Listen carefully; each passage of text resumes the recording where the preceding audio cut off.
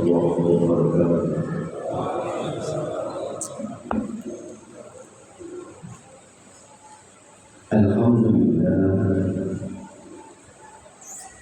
Alhamdulillahilladzi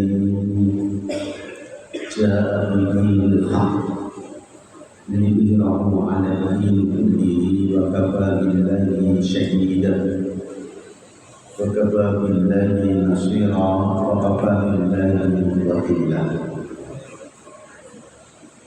Asyhadu an la ilaha illallah wahdahu la syarika lahu wa asyhadu anna Muhammadan abduhu wa rasuluhu sallallahu alaihi wa ala alihi wa ashabihi wa man tabi'ahum bi ihsan ila yaumil din.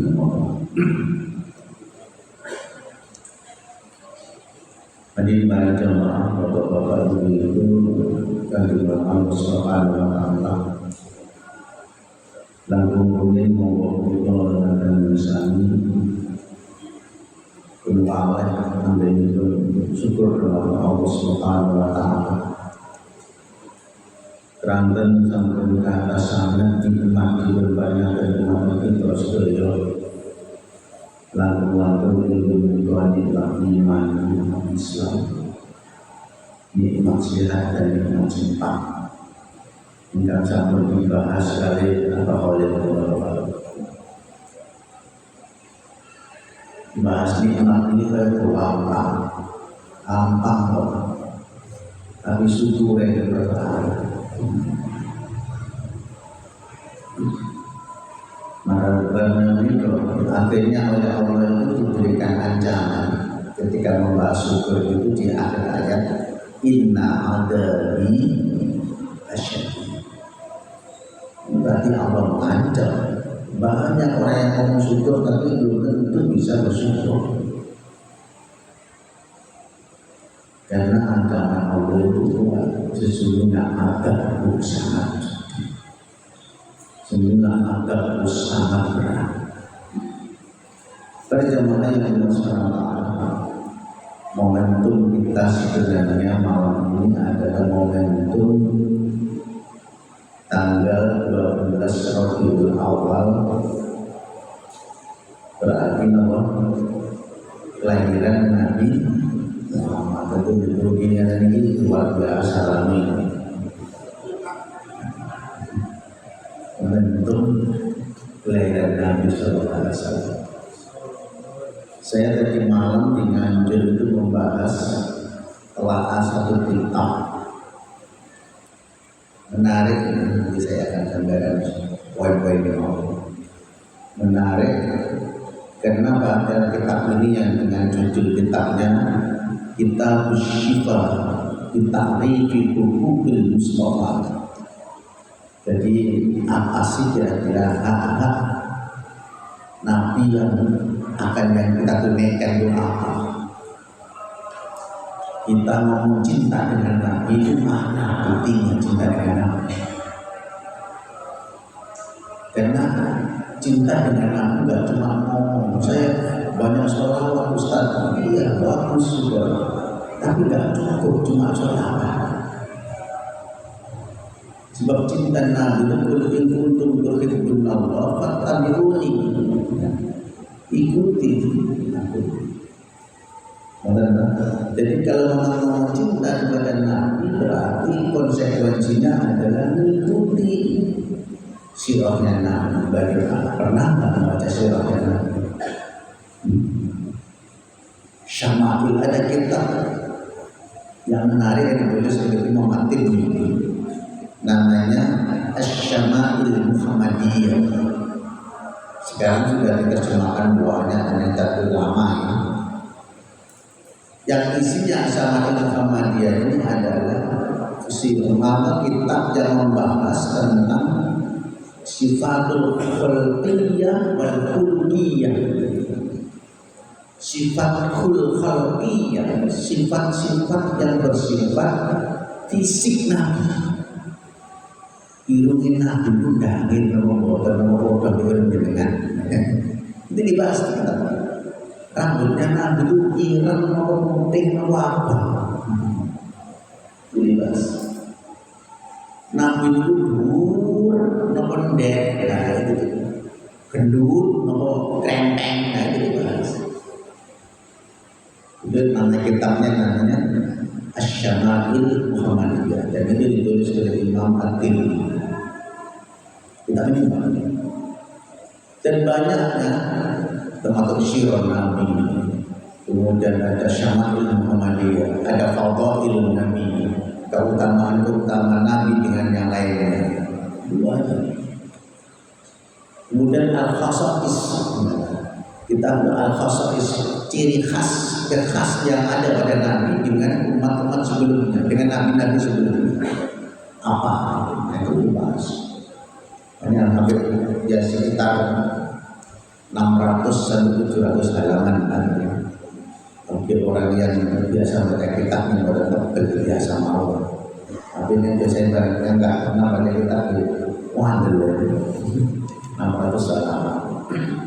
Berjemaah itu sebagai pengantar, paling tidak minimal apa yang harus kita tunaikan, yaitu cintai Nabi itu satu, bersolawat. Yang kedua, mengikuti tingkah pelayanan Nabi, cara ibadahnya Nabi. Nah itu kita ikuti, tidak membuat sesuatu yang baru. Kemudian yang ketiga, kita buktikan cintanya kita, ngomong cinta kepada Nabi, kita buktikan. Jadi karena kita itu rindu dengan Nabi, kita cinta dengan Nabi, karena kita sering biasa membaca hadis. Orang kalau nggak pernah baca hadis ngomong rindu dengan Nabi itu bohong, nggak mungkin. Nggak pernah baca hadis kok ngomong rindu dengan Nabi, lah kamu yang Nabi dari mana? Nggak mungkin. Minimal baca sirah An-Nabawiyah atau minimal baca Nurul Yakin. Kalau di pesantren itu ada kitab Khulasah Nurul Yakin, itu paling singkat karena memang ringkasan sejarah kisah Nabi dari mulai lahir sampai meninggalnya Nabi SAW. Agak tebal dikit Sirah An-Nabawiyah yang ditulis oleh Imam Ibnu Katsir, 4 jilid bahasa Arab. Saya belum menemukan cuma ada yang 4 jilid Sirah An-Nabawiyah. Itu dengan berbagai macam hadis dan macam-macamnya, beberapa ulama banyak. Atau yang 1 jilid agak tebal yang ditulis oleh yang kitabnya namanya Rahiqul Maktum. Nah, itu yang ditulis oleh Imam Al-Mubarakfuri. Itu 1 jilid. Nah, itu lumayan untuk membaca sebagai kitab sirah Nabi, cukuplah 1 jilid itu lumayan. Dan sekian banyak surah-surah yang luar biasa. Yang menarik itu ada 1 tulisan yang ditulis oleh orang barat. Misalkan Michael Hart di dalam bukunya 100 tokoh yang berpengaruh di dunia, Nabi diletakkan pada posisi pertama. Kemudian juga ada seorang orientalis namanya Montgomery Watts, dia menulis bukunya Muhammad Prophet and Statesman. Nabi adalah Muhammad adalah seorang nabi dan sekaligus seorang negarawan. Itu juga bagus kita ambil pelajaran. Dan masih banyak disebutkan begitu luar biasa Rasulullah SAW yang kita bukan hanya memperingati tanggal 12 Rabiul Awal, tapi bagaimana Nabi, sifat Nabi itu hadir pada diri kita, sehingga Nabi itu bukan ada di awam-awam, tapi betul-betul Nabi itu melending, Nabi itu betul-betul ada di hadapan kita. Mungkin itu sebagai gambaran tentang bagaimana kita memperingati Maulid Nabi SAW. Bismillahirrahmanirrahim. Kita masuk di kitab yang kita bahas. Kita Muharram, kita lanjutkan kajian kita. Nah, Bismillahirrahmanirrahim. Walahu, apa ini?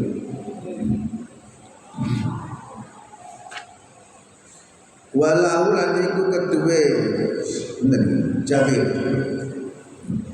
Walahu lan iku kedue, hadisnya siapa yang meriwayatkan terakhir?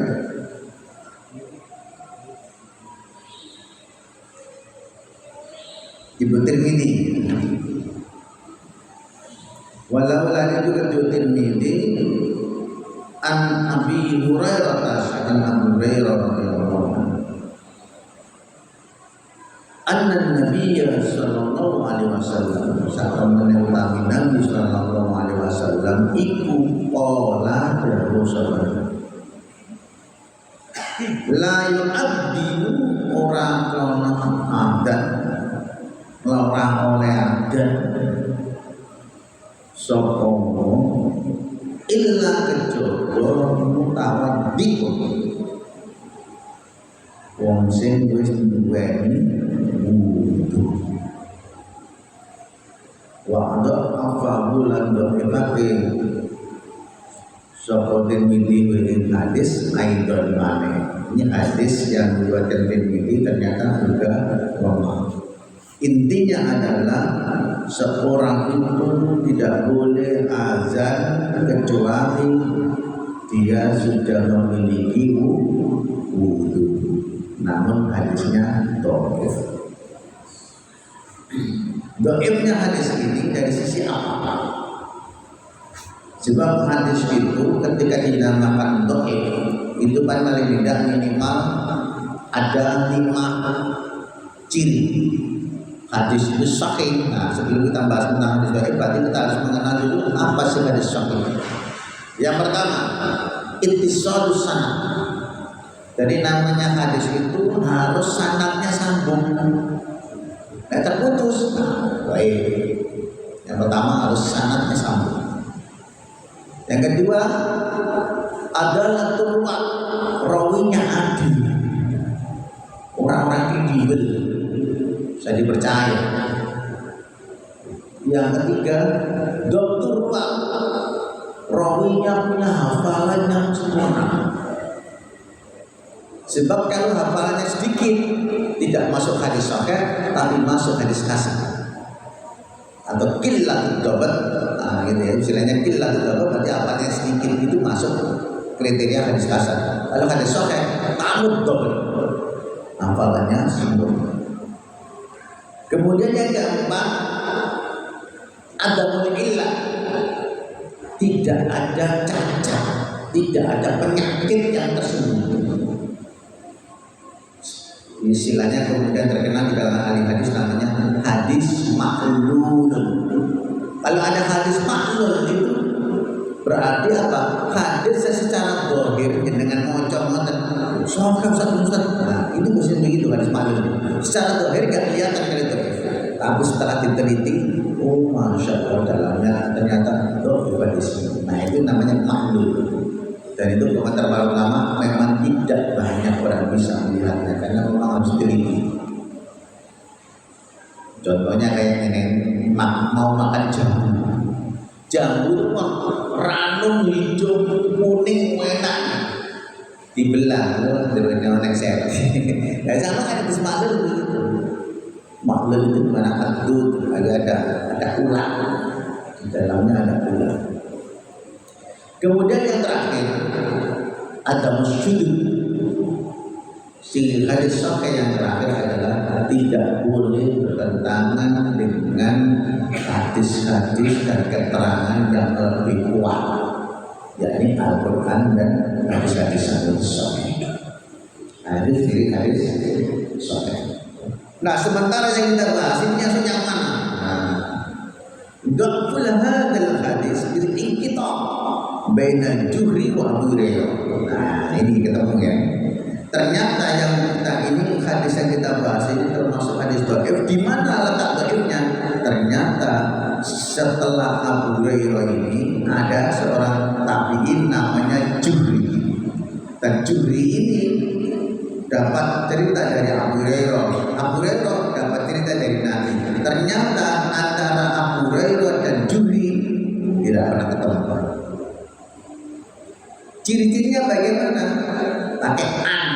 Makanya itu begini, walahu an Abu Hurairah. Nah, walahu an Abu Hurairah. Kalau sudah ada hadis-hadis an ini, an Abu Hurairah, an ini, itu nggak pernah ketemu dengan orangnya. Lalu pakai an. Beda dengan kalau di Bukhari kan banyak deh. Dengan kalau baca Bukhari, akhbarana, tambahana, hadasana ini, hadasana ini, langsung ketemu orang. Tapi kalau menggunakan an, nggak ketemu, dipastikan nggak ketemu. Lupa bisa ngomong Ustaz. Dia berarti ngomongnya ini bisa ngomong karena dari cerita dari orang lain. Mantap kalau dalam hadis. Jadi an itu nggak mungkin bisa ketemu. Jadi para ulama hadis itu ketika membuat kode-kode kenapa pakai an, kenapa pakai akhbarona, pakai amba'ana, kenapa kata sana, itu buatan asal comot. Itu ada kajian, ada teorinya, dan itu yang sudah digagas oleh para ulama hadis. Dan dengan pulau yang tadi lah kan mocok, penak dengan mocok. Jadi dulu tuh kode-kode ini dipakai benar. Kalau pakai an berarti gimana? Tidak ketemu. Loh, dia bisa ngomong dari orang lain yang menceritakan dari Abu Hurairah siapa? Dicek dulu orangnya kredibel apa enggak. Kalau nggak kredibel masuk hadis mukotek. Kalau kredibel bisa dipakai. Kalau enggak bisa dipakai. Termasuk ini an Abu Hurairah berarti Imam Al-Juhri ini nggak pernah ketemu dengan Abu Hurairah, makanya menggunakan an. Sehingga Ibnu Hajar yang menulis kitab Bulughul Maram ini ngerti persis kenapa pakai an. Nanti karena seperti itu salah. Oke, terus ya.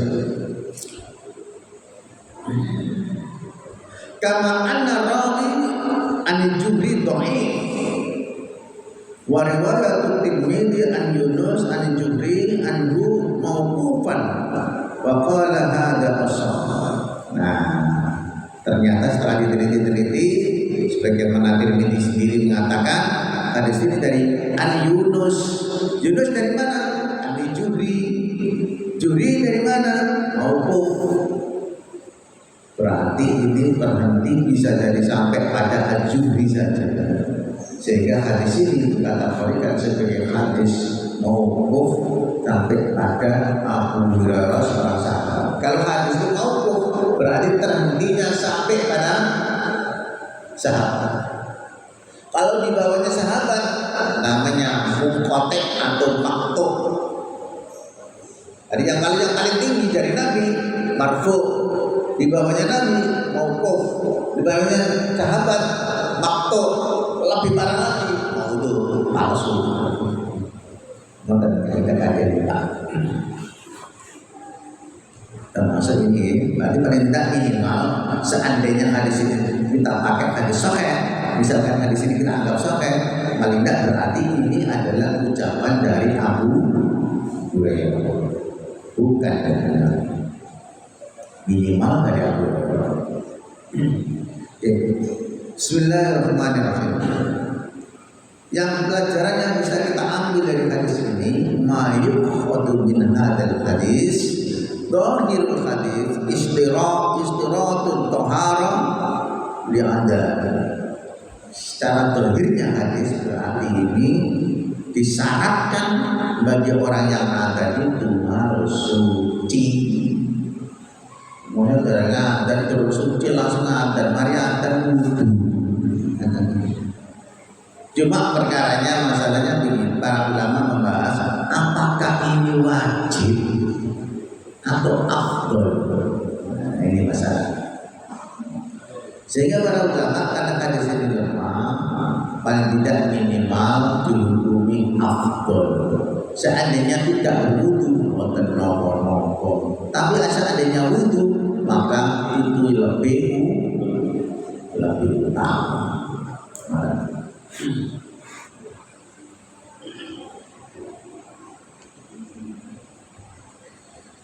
Hikmah yang bisa kita ambil pelajaran dari syariatnya toharoh, bersuci bagi orang yang mau adzan itu pertama ya karena intisol dulu sholat, karena nanti setelah adzan kan dia harus sholat.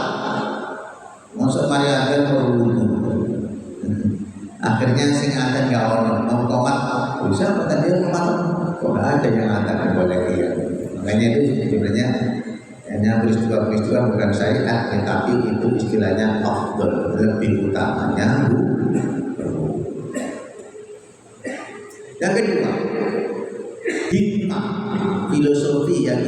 diambil dari sisa akannya wudhu ini adalah syarat bagi yang akan innal adana ibadah, karena adan itu ibadah. Musuh kita hanya dengan ibadah kok masalah-masalah. Karena tidak kita ibadah itu memberikan penghargaan yang terbaik kepada Allah Subhanahu wa taala, enggak asal. Sholat, ngapunten. Kayak sholat itu pakai pakaian bisa ibadahnya. Enggak ada apa-apa. Tapi karena sholat itu kita menghadap kepada Allah, ya Allah pakaiannya sing layak. Ngapunten. Kawasan ngobrol bisa. Tapi nopo kurang patut. Kita ini beribadah bukan hanya untuk sekedar mencari sah dan tidak sah, tapi kita mencari afdal. Makanya ada perintah di Al-Quran itu ya lagi namanya wudu zinatakum inda kulli masjidin wa qul wasratu wa la tusyriku wa la tusyriku. Ya orang beriman, ambillah pakaianmu, perhiasanmu ketika kamu masuk masjid. Wah, aku cari beli sinasi mau. Wah, namun bukan dulu perhiasan anak masjid. Kopiong, bukan itu. Zinatakum ay bimana libasukum. Maka di dalam tafsir kafir, tafsir lain, maksudnya itu pakaianmu. Karena pakaian itu biasa. Jadi bukan langsung bawa di kabel, tapi pakaian itu ada di mana perhiasan, bukan perhiasan. Kemudian berjamaah. Nah, karena ini ada itu masuk ibadah, maka paling tidak dengan bulan Ramadan ketika mau ada hendaklah langsung kita masuk ke situ. Walau bulan itu Tirmidzi An-Ziyad ibn Harith saking Ziyad bin Harith qala radhiyallahu anhu qala ucap sapa Ziyad qala dawu sapa Rasulullah sallallahu alaihi wasallam wa man lan sapane wong adana kang adan sapa wong wa huwa maqaul wong iku yukimu ngomati ya udah ngomati sapa sing ngadan wong kuwi sing ngomati udah wong liya sing ngadan Bapak Kris sing ngomati wong liya. Nah itu gak apa sing ada Bapak Kris sing ngomati ki Bapak Kris rasanya. Namun para jemaah sekali lagi wadok apahu aibar, ternyata hadis ini oleh Imam Tirmidzi dinyatakan juga hadis dhaif. Namun ada analisis para ulama hadis ini. Darajatul hadis adalah hasan bisyawahid. Ada yang mengatakan hadis ini hasan Ustaz. Oh iya, bisyawahid maksudnya apa? Hasan karena ada beberapa riwayat penguat. Contohnya begini, kalau seperti ini hasan sahih itu kan ada dua. Ada sahih lidati, ada sahih li ghairi.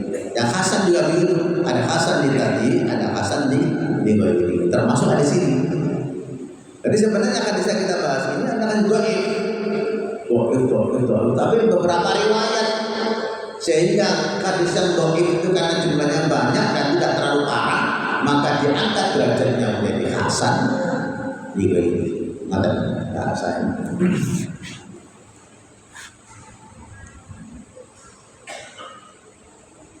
Yang bisa kita pelajari dari hadis ini yang pertama, rawahul khamsah an Ziyad bin Harith as-Sudai qala Rasulullah sallallahu alaihi wasallam ya akha sada ad-din.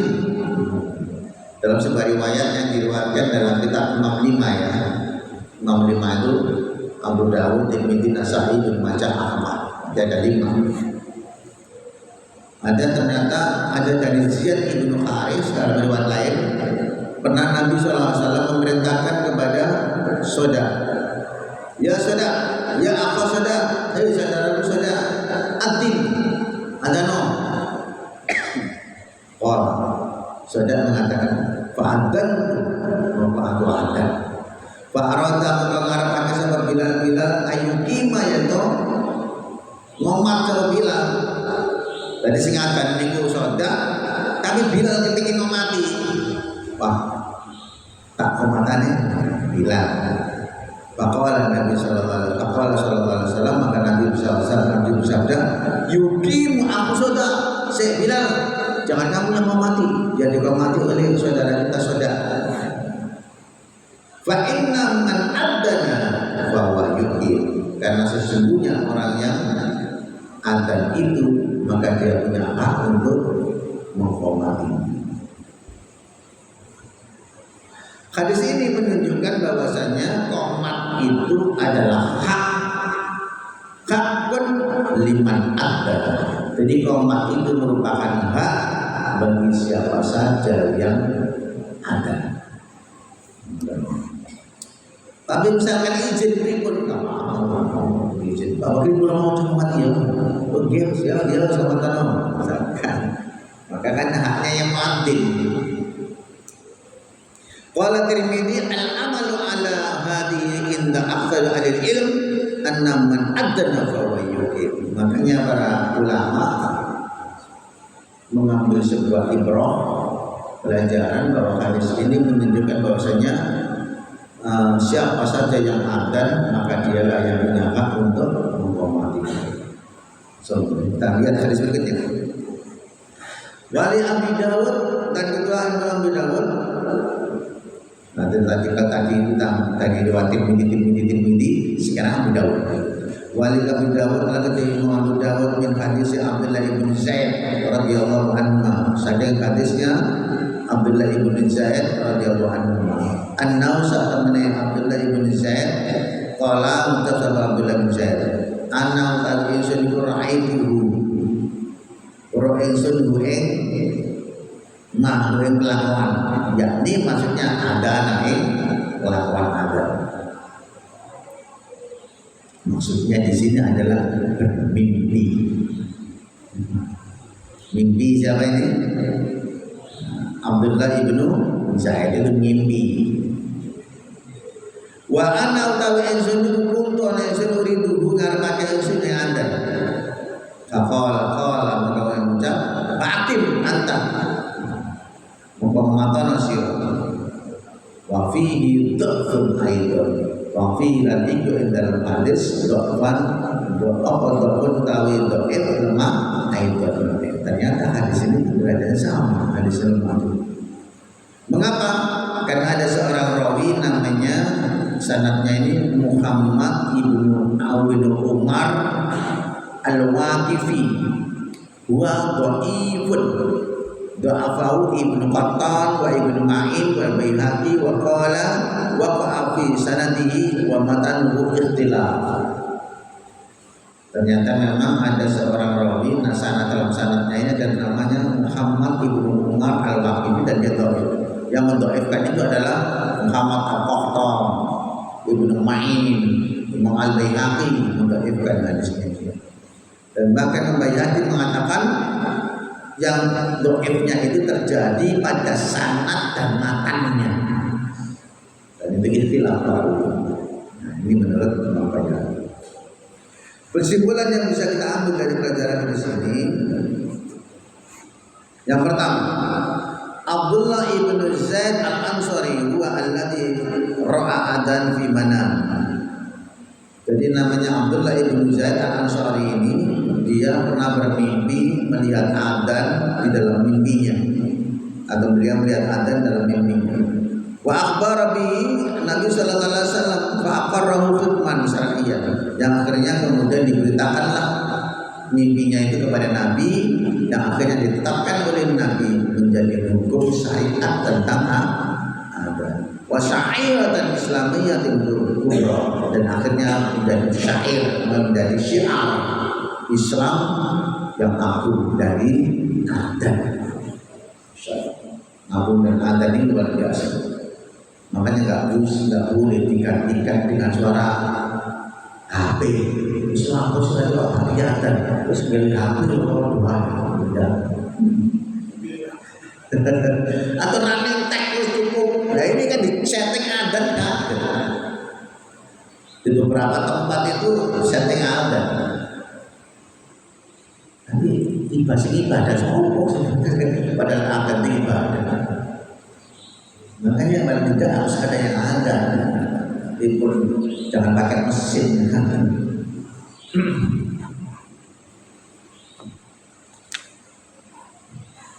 Kemudian para jamaah yang bisa kita ambil tadi pelajaran ini tadi. Yang kedua, An-Nabi sallallahu alaihi wasallam qaddama maslahatul ammah ala maslahatul khassah. Nabi itu lebih mendahulukan kemaslahatan secara umum daripada kemaslahatan secara khusus. Makanya kalau sudah bicara amir, bicara masjid, itu jangan bicara pribadi orang, tapi berbicara tentang kepentingan jamaah. Jadi kalau sudah bicara di dalam masjid, bicaranya tentang kemaslahatan utama, kemaslahatan umum, jangan bicara pribadi terus boleh jadi bahas. Karena ini lagi antaranya, karena masjid itu ibadah. Waktu Abdullah ibn Zaid la mutaqal bil adab, dan Abdullah bin Zaid ini tidak punya hak untuk adab, dia dan juga umatnya. Ini maslahatul khassah, ini masalah khusus. Wa qiyamul Bilal di maslahatul ammah, sedangkan Bilal otomat untuk kemaslahatan umum. Lihat di sauti, karena Bilal memiliki suara yang indah. Bilal itu suaranya masya Allah, gak sembarang. Makanya dipilih Nabi untuk menjadi ada, untuk menjadi muadzimnya Nabi. Maka dalam sebuah riwayat lain, Nabi SAW berkata kepada Abdullah bin Zaid, "Kum ma'a Bilal, ayo berdirilah kamu bersama Bilal. Fa'alqi hadhihi ma ra'aitu fa yu'attim bihi." Maka sampaikanlah, maka adanya apa yang kamu lihat, sampaikan kepada apa yang kamu lihat tentang adab dalam mimpi. Fa innahu anda minka sautan, jadi kamu masih di bawah suaranya Bilal bin Rabah. Bilal suaranya tinggi bagus. Fa fi hadza taqdimu maslahatul ammah, maka disinilah suara sing dapat ngabut dan suara sing dapat enak ada nih. Maka Nabi disuruh mengganti untuk suara yang enak. Kenapa? Suara yang enak itu yang Bilal, dan itu kemaslahatan umum, maka lebih didahulukan daripada kemaslahatan khusus. Walaupun ada yang tadi haknya Abdullah bin Zaid, tapi suaranya udah pada enak, nggak benar. Tapi Bilal suaranya yang bagus, menurut Bilal kalau Bilal karena suaranya bagus, dan ini untuk kepentingan banyak orang. Ada itu masya Allah luar biasa. Bukan asal pokoknya supaya ada, bukan pokoknya tapi betul-betul ibadah dan itu disayangkan. Kemudian yang terakhir, jawazu ayatum bil adhan wahidah. Bolehnya qomat dengan adzan seorang diri. Wa yaqum bil qamatil ukhra, tetapi yang qomat orang lain. Sing adzan Pak Bakri, sing qomat paling misalkan mau. Boleh. Wa huwa madhabul jumhur, karena pendapat dan ini pendapat yang dipegang oleh seluruh ulama mazhab. Artinya dalam masalah adzan dan qomat itu boleh yang qomat berbeda orang, yang adzan berbeda orang, apa-apa.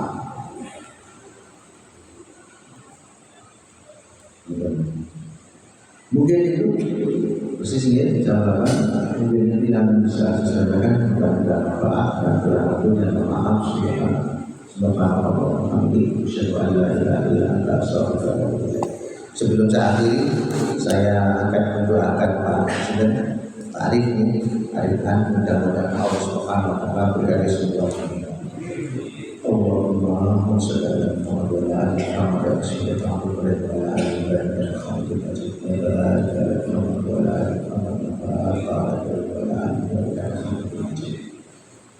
Allahumma rabban nas atina bi ba'sa ismi Ta'rif anda Anta syafi la syifa illa syifa'uka syifa'an la yughadiru saqama syifa'an la yughadiru saqama syifa'an la yughadiru saqama. Allahumma rabban nas jadibil ba'sati syifa'an barik anhu. Anta syafi la syifa illa syifa'uka syifa'an la yughadiru saqama.